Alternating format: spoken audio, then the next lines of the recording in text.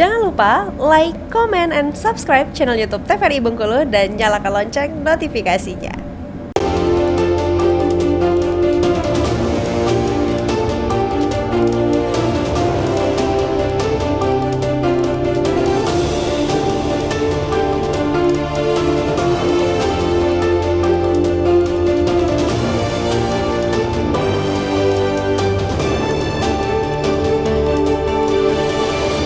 Assalamualaikum warahmatullahi wabarakatuh. Halo pemirsa TVRI Bengkulu, apa kabar Anda? Semoga selalu dalam keadaan sehat dan tentunya masih semangat dalam menjalankan aktivitas hingga saat ini.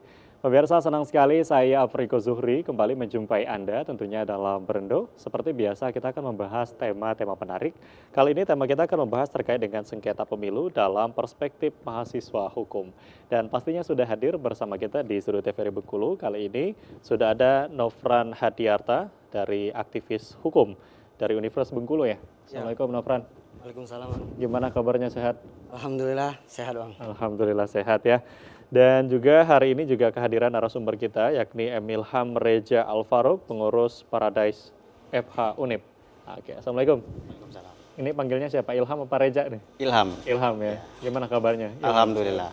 Alhamdulillah sehat ya. Ya.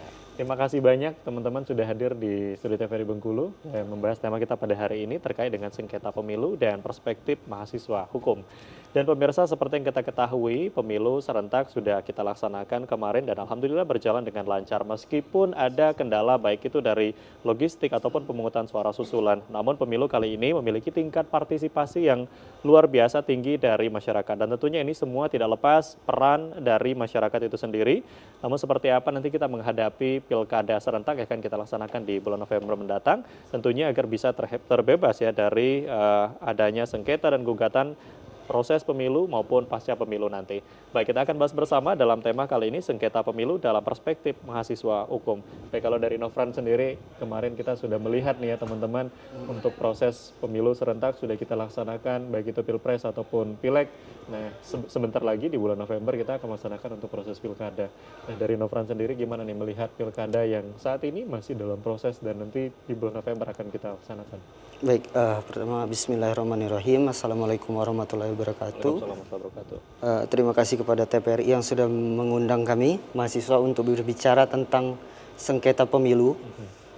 Berkaitan dengan sengketa pemilu ini Bang, biasanya itu terjadi pada dua tahapan. Yang pertama itu adalah proses pemilu dan juga yang kedua itu pada tahapan sengketa hasil pemilu atau ada juga yang mengatakannya sengketa perselisihan hasil pemilihan umum. Nah, fenomena pilkada yang akan datang ini berpotensi besar akan terjadi sengketa pemilihan umum. Karena kenapa? Karena ada putusan Mahkamah Konstitusi yang itu multitafsir seperti itu di kalangan para akademisi tentang bagaimana satu periode itu dikatakan sudah terpenuhi seperti itu.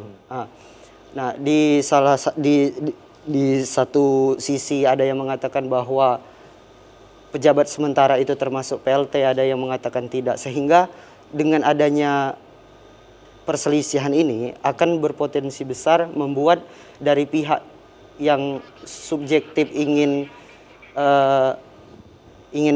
mencalonkan diri kembali masih bisa incumbent kepala daerah yang sudah 2 jabatan periode ingin mencalonkan kembali karena beliau menganggap bahwa ini masih bisa ini untuk mencalonkan diri kembali. Ya, seperti itu. Berdasarkan penafsiran dari MK ya.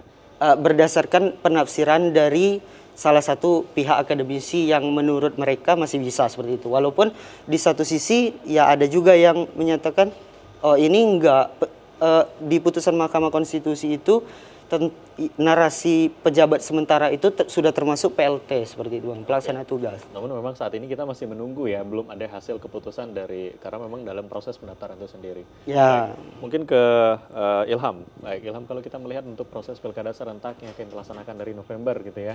Nah, Ilham sendiri melihat nih sebagai teman-teman dari aktivis untuk proses dari pilkada ini sendiri seperti apa?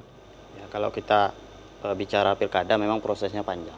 Memang kalau kita bicara pilkada 2024 yang akan dilaksanakan November ini, itu tentu sudah disiapkan jauh-jauh hari.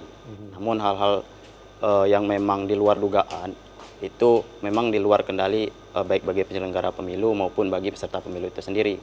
Nah, jika kita bicara sengketa, ini kan sengketa ini lahir karena adanya suatu permasalahan yang timbul karena adanya hak atau kewajiban yang tidak sesuai yang diharapkan.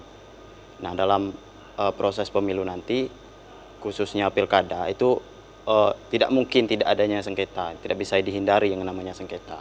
Apalagi jika kita bicara di provinsi kita sendiri, itu kan sudah banyak tuh isu-isu yang berkembang mengenai proses pemilu kada yang akan berlangsung ke depannya.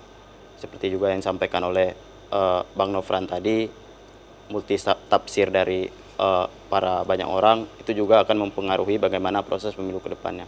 Dan itu juga bakal menjadi suatu sengketa yang akan disengketakan, baik itu digugat nanti oleh peserta pemilu ataupun partai politik ataupun perorangan. Mungkin itu. Nah, kalau kita melihat ini hampir sama yang dibahas terkait dengan bagaimana para akademisi kita terkait dengan multitafsir dan lain sebagainya gitu ya. Namun kan saat ini proses sudah berjalan dan kita masih menunggu hasil dari itu sendiri. Nah, dari teman-teman aktivis sendiri saat ini untuk pergerakan yang dilakukan ini seperti apa? Untuk memantau pilkada ini sebelum nanti benar-benar ditetapkan sebagai calon gitu atau pasangan calon baik itu gubernur, bupati, wali kota dan untuk pilkada serentak nanti. Gimana nih, Nofran? Kalau saya berharap sih Bang, jangan sampai dari pihak KPU ataupun Mahkamah Konstitusi itu sendiri tidak konsekuen atau tidak berhati-hati. Misalnya dari sisi KPU dalam menetapkan peraturan KPU itu sendiri. Karena jangan sampai misalkan saja karena penetapan peraturan KPU yang berkaitan dengan pemilu itu menggugurkan salah satu peserta pemilu, di sisi Mahkamah Konstitusi sendiri menganggap oh ini sebenarnya kesalahan dari KPU. Nah, akibatnya apa Bang? Akibatnya adalah Mahkamah Konstitusi memerintahkan untuk dilaksanakannya PSU, pemilihan suara ulang seperti itu. Nah, contoh ini nyata adanya di pemilihan DPD di Sumatera Barat, Irman Gusman seperti itu. Nah, PSU itu memakan uang sebesar 400 miliar. Uang ini kan bisa digunakan untuk kesejahteraan pendidikan, kesejahteraan sosial dan sebagainya. Nah, saya harapkan, saya juga sebenarnya kan kalau ditanya bagaimana yang bisa saya lakukan, tentunya saya bukan KPU, saya bukan juga Hakim Mahkamah Konstitusi. Saya terbiasa untuk membuat tulisan. Sudah banyak beberapa perkara hukum yang saya berikan, saya buat esai seperti itu, seperti perkara pidana, perdata ataupun administrasi seperti itu. Nah, mungkin nantinya saya akan juga membuat tulisan berkaitan dengan ini seperti itu. Baik, kita akan break dulu, nanti kita lanjutkan kembali di segmen selanjutnya. Dan pemirsa TVRI Bengkulu jangan kemana-mana, kami akan kembali tetap di Berendo.